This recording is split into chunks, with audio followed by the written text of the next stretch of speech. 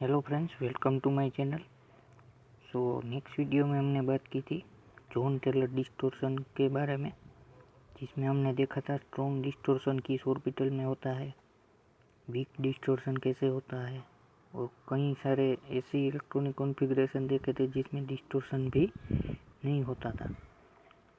तो आज की इस वीडियो में हम लोग बात करेंगे splitting of D orbital in square planar complex, कि भाई स्क्वायर प्लेनर कॉम्प्लेक्स कैसे फॉर्म होता है थ्रू ऑक्टाहेड्रल कॉम्प्लेक्स में से स्क्वायर प्लेनर कॉम्प्लेक्स किस तरह से फॉर्म होता है। ये जॉन टेलर डिस्टॉर्शन का ही पार्ट आप लोग समझ सकते हैं। ये splitting of D orbital square planar complex में, इस प्लेलिस्ट की स्टार्टिंग के वीडियो में हमने ऑक्टाहेड्रल में स्प्लिटिंग देखी थी, टेट्राहेड्रल में स्प्लिटिंग देखी थी, मगर स्क्वायर प्लेनर में नहीं देखी थी। वो हम लोग इस वीडियो में देखेंगे कि किस तरह से कॉम्प्लेक्स ऑक्टाहेड्रल से स्क्वायर प्लेनर में कन्वर्ट होता है। तो चलिए शुरू करते हैं। तो आपको तो पता ही होगा कि ऑक्टाहेड्रल का जब स्प्लिटिंग होता है तो किस में होता है, T2G में और EG में, जिसमें T2G की ऑर्बिटल की एनर्जी कितनी होती है, T2G ऑर्बिटल के पास हायर एनर्जी में होती है T2G, और T2G नहीं, EG ऑर्बिटल हायर एनर्जी में होती है और T2G orbital has lower energy. ये तो आपको पता ही होगा, ऑक्टाहेड्रल का स्प्लिटिंग आपको पता ही होगा। अब उसमें क्या होता है, जनरली D9 जो सिस्टम होती है, D9 सिस्टम वाले कॉन्फ़िगरेशन वाले कॉम्प्लेक्स, उसमें ये स्प्लिटिंग होती है स्क्वायर प्लेनर में। D8 में भी होती है। ओके, D8 में किस तरह से होती है, मान लीजिए ये D8 सिस्टम है, T2G6 EG2, 8 इलेक्ट्रॉन हो गए। अब इसमें किस तरह से होगी, इसमें ये T2G में कितने इलेक्ट्रॉन है, 6 इलेक्ट्रॉन है। EG में कितने आएंगे, 2। वेयर D9 में देखो तो D9 में किस तरह से है, T2G6 और EG3। तो अब उसमें किस तरह से होगा स्प्लिटिंग, T2G में तो 6 ही इलेक्ट्रॉन होंगे। EG में प्रॉब्लम है कि EG में यहाँ पर 2 होंगे कि यहाँ पर होंगे, उसकी 2 पॉसिबिलिटी है, ये देख सकते हैं। ये 2 पॉसिबिलिटी है EG में इलेक्ट्रॉन अकोमोडेट करने की। और ये देखिए तो ये T2G में तो 6 के 6 इलेक्ट्रॉन ही है। अब एक्चुअल में होगा क्या कि ये इलेक्ट्रॉन यहाँ पर जंप कर जाएगा। क्या करेगा, जंप, और जंप ना करे तो भी स्प्लिटिंग होगा। यहाँ पर आप लोग देखिए तो ये जो है ये EG ऑर्बिटल है। ओके, अब इस इलेक्ट्रॉन को यहाँ पर जंप करवा कर क्या होगा, यहाँ पर जंप होगा तो क्या होगा, यहाँ पर 2 इलेक्ट्रॉन आ जाएंगे। कितने इलेक्ट्रॉन, 2 इलेक्ट्रॉन। अब मान लीजिए कि ये कौन सी ऑर्बिटल है, DZ² ऑर्बिटल है ये वाली, तो ये भी DZ² ही होगी।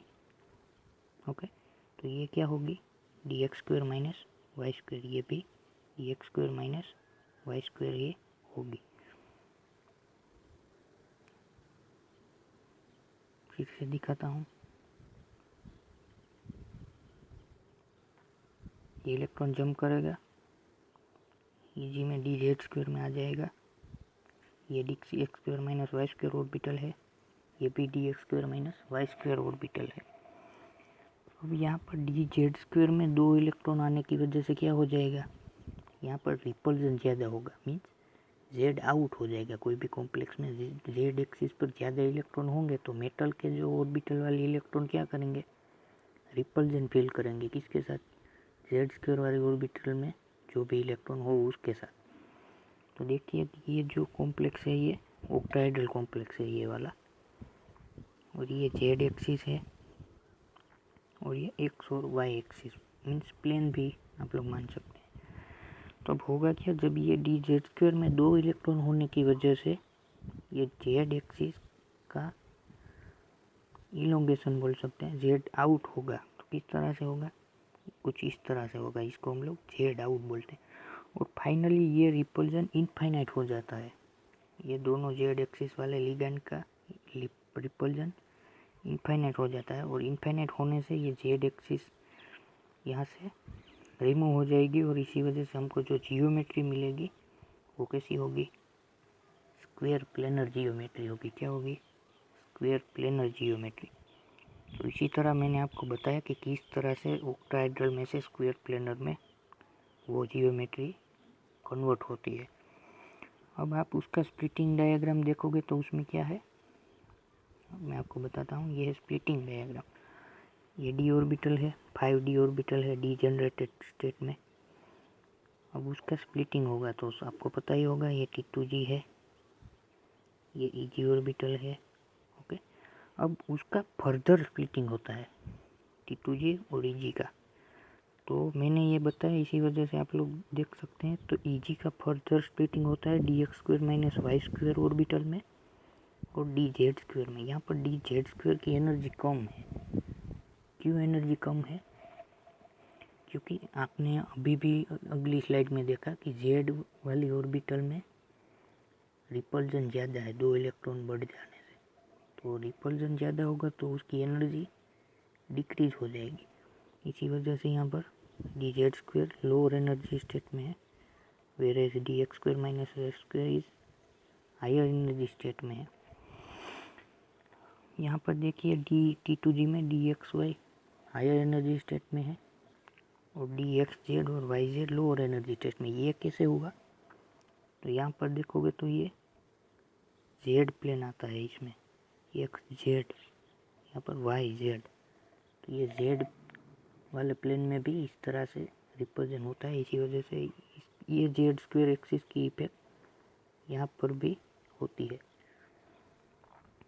अब यहाँ पर फर्दर उसका भी स्प्लिटिंग है, तो dx² हायर एनर्जी स्टेट में चली जाएगी और dz² सबसे लोअर। ओके, यही है स्क्वायर प्लेनर का स्प्लिटिंग।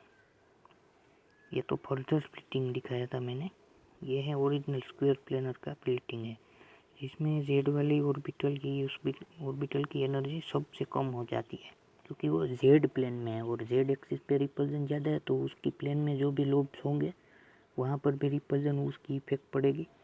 इसी वजह से ये जो z xz और yz वाली ऑर्बिटल है उसकी भी एनर्जी कम हो जाती है। ये dx² की हायर हो जाती है क्योंकि वो z प्लेन में नहीं है। ओके, अब ये इसका टोटल दिया गया है कि डेल्टा SP हम लोग कैसे निकालते हैं। तो Δ1 + Δ2 + Δ3।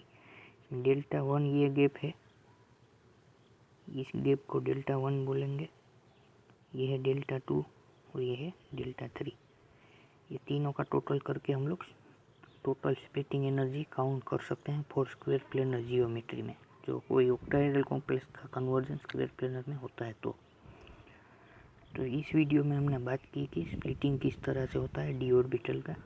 ओके, अब हम लोग नेक्स्ट वीडियो में ये बात करेंगे कि hole formalism and hole formalistic pair किसे कहा जाता है। ओके, सारे डिस्कशन करेंगे इस टॉपिक पे, hole formalism and hole formalistic pair. So thank you for watching this video.